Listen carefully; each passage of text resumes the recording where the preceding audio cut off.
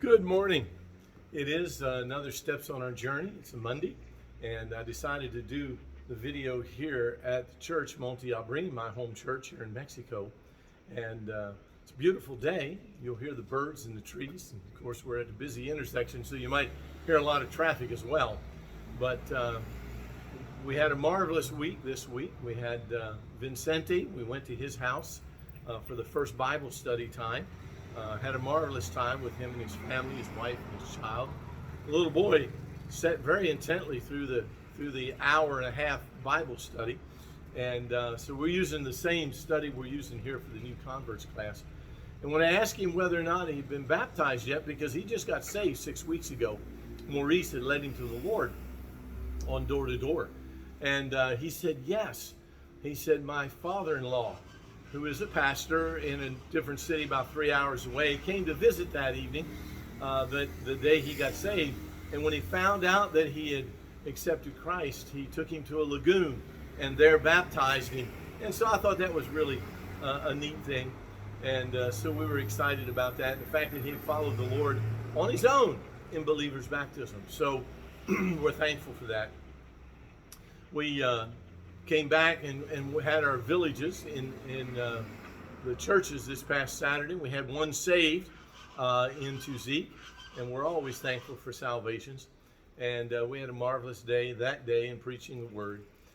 So we're still doing all the things we do here. And in the course of doing that, on Tuesdays and Friday nights, I teach here in the Institute at Monte Albrin. And I was telling the men about a series that I had done in the United States at my home church on the oils of the Bible, the essential oils of the Bible. And I actually bought the oils, brought them in, put them in a little baggie and a cotton ball, and had the people smell them if they wanted to, so they could have a kind of something to associate with what the oil was. And in the course of that, one of the passages was in Psalm 145, which is a messianic psalm. And the passage talks about, out of the ivory palaces, when Jesus comes, you'll smell the garments, and they will smell like myrrh and aloes and cassia. And those are three essential oils mixed together. And so I told them about that, and they said, oh, wow, that would be so neat to smell. I said, well, actually, I have those oils here with me. I brought them down with me. And so I brought them in this past week to the class. And when they smelled them, they said, well, that smells just like Canelo. I said, Canelo? Yeah. And of course, that's a niptal psalm in Psalm 145. It's reflective of a wedding psalm. It was actually considered to be a song of love or a wedding psalm. And they said, yeah, that's Canelo. I said, what is Canelo? Well, apparently there's a tree that grows here, and they take it with another tree and mix the sap.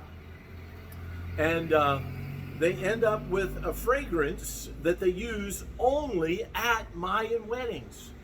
And they said that's exactly what it is. It's Canelo. And that's the name of the tree. And so it was exciting. The tree is actually native to Chile, I found out.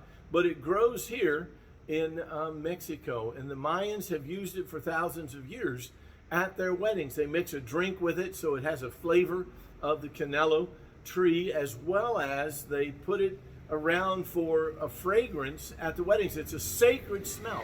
They don't use it at any other time except at weddings. And so I just thought that was so fascinating. Here in the middle of Mexico, we have this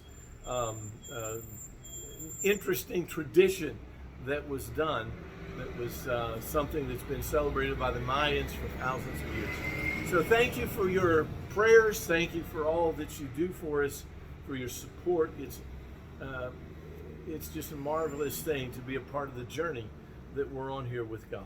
Thank you so much.